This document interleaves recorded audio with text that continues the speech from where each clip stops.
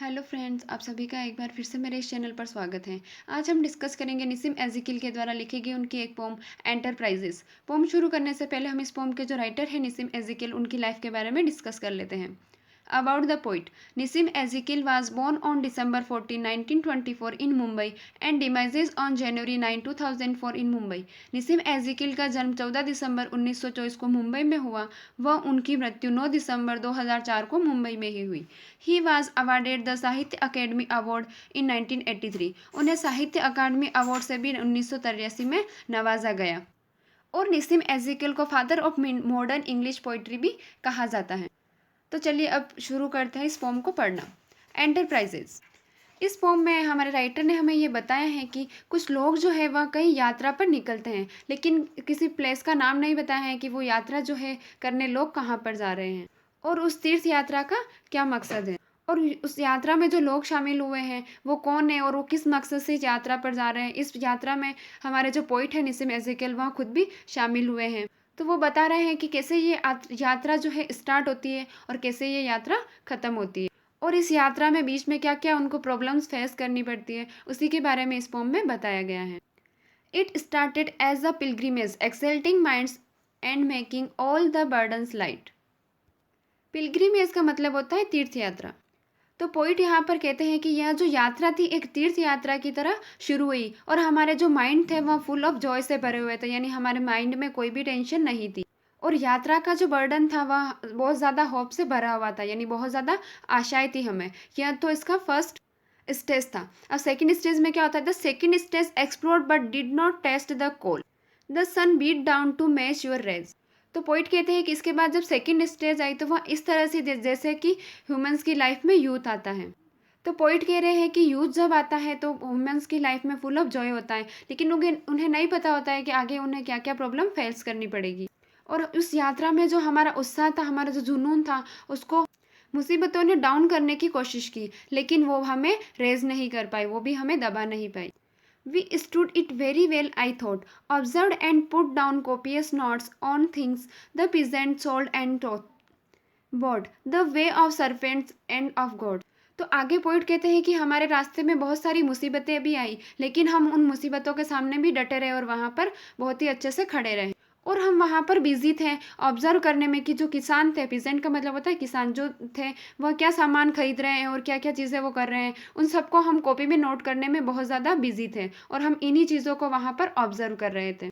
और पोइट कहते हैं कि हमने क्या क्या नोट किया, रास्ते में जो भी सरपेंट्स आए और गॉड्स आई या फिर कुछ और चीज़ें आई, तो हम उन सब चीज़ों को कॉपी में नोट करते जा रहे थे। 3 cities where a sage had taught. और आगे पोइट कहते हैं कि रास्ते में उनने 3 शहर आए थे जिनमें किसी एक साधु था, उन्होंने होली लेक्चर भी दिए थे, यानी किसी साधु ने कुछ लोगों को सिखाया था, उपदेश दिए थे। But when the differences arrows. अब आगे पोइट कहते हैं कि उनका जो ग्रुप था उनके बीच में कुछ डिफरेंसेस अरोज होने लगे, डिफरेंसेस आने लगे। डिफरेंसेस किस बात के आने लगे? ओपिनियन के, सबकी अपनी अपनी अलग राय के डिफरेंसेस आने लगे on how to cross a desert page. तो पोइट कहते हैं कि अब हम लोग ऐसे स्थान पर पहुंच गए थे जहाँ से कि रेगिस्तान शुरू हो रहा था। डेजर्ट का मतलब होता है रेगिस्तान। तो उस प्लेस पर पहुंचते ही उनके बीच डिफरेंस आने लगा ओपिनियन का। कुछ लोग कह रहे थे कि इस रास्ते से चलो, कुछ कह रहे थे उस रास्ते से चलो। We lost a friend whose stylish prose was quite the best of all your batch. तो पोइट कहते हैं कि इनमें से हमारा जो एक फ्रेंड था वह अलग हो गया, क्योंकि डिफरेंसेस ऑफ ओपिनियन जो था वह बहुत ज़्यादा होने लग गया और हमारा एक फ्रेंड हमें छोड़ करके और अलग दिशा में जाने लगा।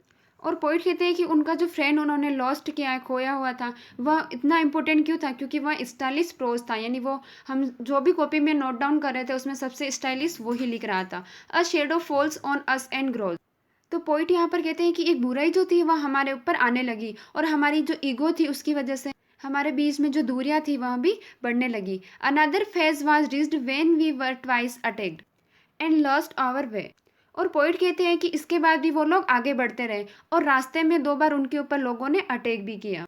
तो ये लोग कौन थे जिन्होंने उनके ऊपर आक्रमण किया था? ये लोग वो लोग थे जो कि रेगिस्तान में इधर उधर घूमते रहते हैं, खानाबदोश लोग जो होते हैं, वह आते जाते लोगों को लूटते, वही लोग थे। इन्होंने ही इन लोगों के ऊपर भी अटैक किया और उन लोगों ने जब उनके ऊपर 2 बार अटैक किया तो उसके बाद वो लोग अपना रास्ता भूल गए।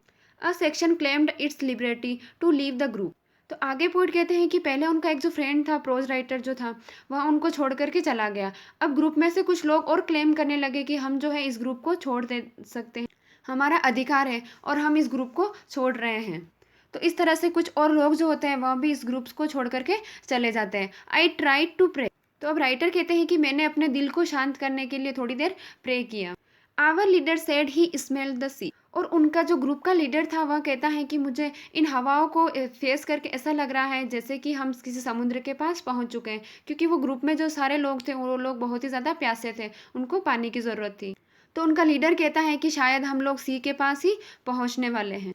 तो यहाँ पर जो सी है उसका मतलब है कि पोइट यहाँ पर इस समुद्र को अपनी लाइफ से जोड़ रहे हैं और वो कह रहे हैं कि जिस तरह से हम अभी इस पिलग्रिमेज में समुद्र के पास पहुंचने वाले हैं, उसी तरह से हमारी लाइफ में भी हमारे डेस्टिनेशन पर पहुंचने वाले हैं।